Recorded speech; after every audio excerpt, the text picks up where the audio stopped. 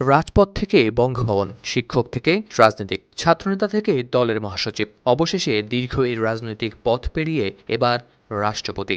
Jail, মামলা, আন্দোলন ও দলের কঠিন সময়ে নেতৃত্ব, সব মিলিয়ে মির্জা ফখরুল ইসলাম আলমগীরের রাজনৈতিক জীবন যেন ধৈর্য আর অপেক্ষার এক দীর্ঘ গল্প। সেই পথ ধরেই এখন বাংলাদেশের ২৩তম রাষ্ট্রপতি মির্জা ফখরুল ইসলাম আলমগীর। আমি আইন অনুযায়ী বাংলাদেশের রাষ্ট্রপতি পদের কর্তব্য বিশ্বস্ততার সহিত পালন করিব।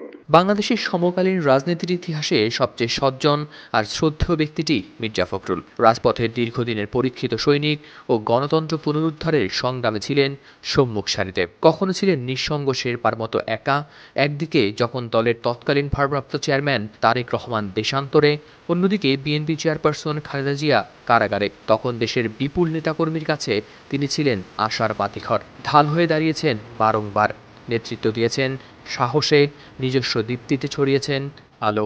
যে বাকশালী ঐতিহ্য, সেই ঐতিহ্য নিয়ে তারা এখন বিরোধী দলের নেতা কর্মীদেরকে এই হত্যা যজ্ঞে নেমে পড়েছে।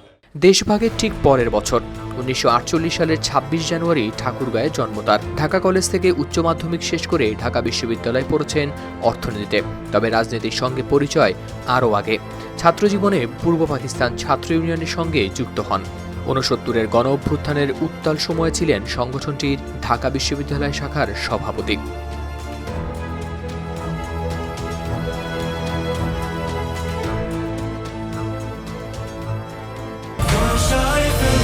বছর ধরে কোটি মানুষের আস্থায় পাইপের বস আরএফএল পাইপ। এরপরই ঘুরে যায় জীবনের মোড়। ১৯৭১ সালে শিক্ষা ক্যাডারে যোগ দিয়ে শুরু করেন শিক্ষকতা।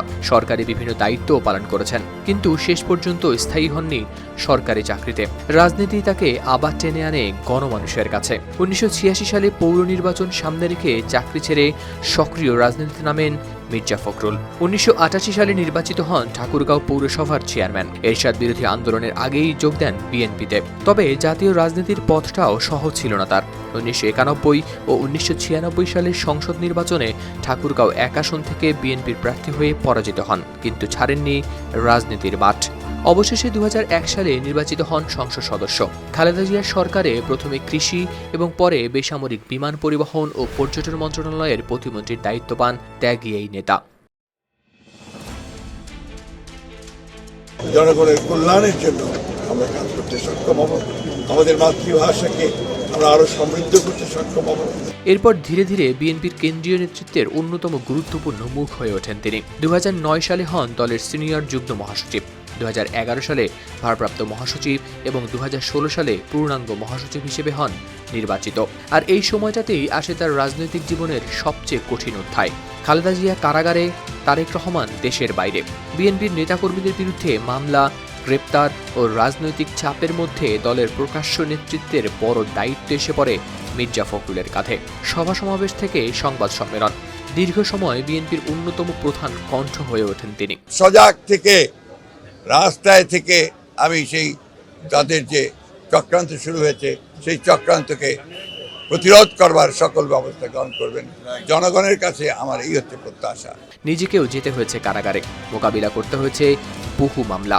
আবার রাজনৈতিক সহকর্মী কিংবা গুমের শিকার পরিবারের কথা বলতে গিয়ে প্রকাশ্যেই আবেগ আপ্লুত হয়েছেন বহুবার। ভীষণ বিদ্রোহী, যেন ক্লান্তি আসে না।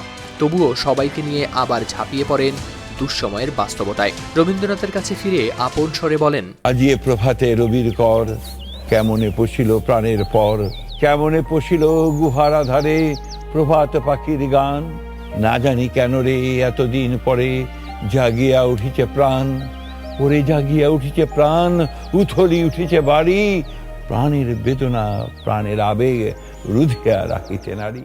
মির্জা ফখরুলের রাজনীতির আরেকটি আলোচিত দিক ছিল বক্তব্যের ভাষা। তীব্র রাজনৈতিক বিরোধের মধ্যেও তুলনামূলক সংযত শব্দচয়ন, সমঝোতা ও সহনশীলতার কথা বলার জন্য নিজের আলাদা পরিচিতি তৈরি করেন তিনি। আমাদের ওখানে কোনো বিস্ফোরক ছিল না, নাথিং ওয়াজ দেয়ার, এবং তারা নিজেরা ক্যারি করেছে কালকে রাত্রে ব্যাগে করে।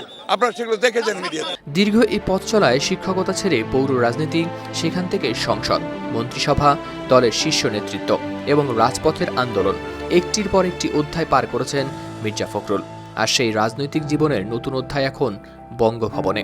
সাহস আর ত্যাগের স্বীকৃতি নিয়ে তিনিই হলেন বাংলাদেশের 23তম রাষ্ট্রপতি। এখন তার সামনে দায়িত্ব ভিন্ন। দলীয় রাজনীতির দীর্ঘ পরিচয় পেছনে রেখে সাংবিধানিক পদে এখন তাকে প্রতিনিধিত্ব করতে হবে পুরো একটি রাষ্ট্রের। আপামর জনতার প্রত্যাশা মির্জা ফখরুল ইসলাম আলমগীর হবেন তাদের জনগণের রাষ্ট্রপতি। আর এখানেই হয়তো তার নিজের বলা রাজনৈতিক দর্শনের সবচেয়ে বড় পরীক্ষা। প্রতিশোধ কিংবা প্রতিহিংসা নয়, সমঝোতা ও ভালোবাসার মধ্য দিয়ে একটি কল্যাণমুখী বাংলাদেশ গড়ে তোলার যে কথা তিনি বলেছেন, বঙ্গভবনে বসে সেই দর্শন কতটা ধারণ করতে পারেন মির্জা ফখরুল ইসলাম আলমগীর। যে প্রতিশোধ নয়, প্রতিহিংসা নয়, আসুন আমরা একটা ভালোবাসার দেশ গড়ে তুলি, কল্যাণের দেশ গড়ে তুলি, মানুষকে ভালোবাসার মধ্য দিয়ে আমরা নির্মাণ করি আমাদের নতুন বাংলা। হাওলাদার শামীম, RTV। এটাও আমার প্রাপ্তি, আমার এই যে ভালোবাসাটা, এটা বিরাট প্রাপ্তি। আর মানুষগুলো আমাকে বিশ্বাস করে।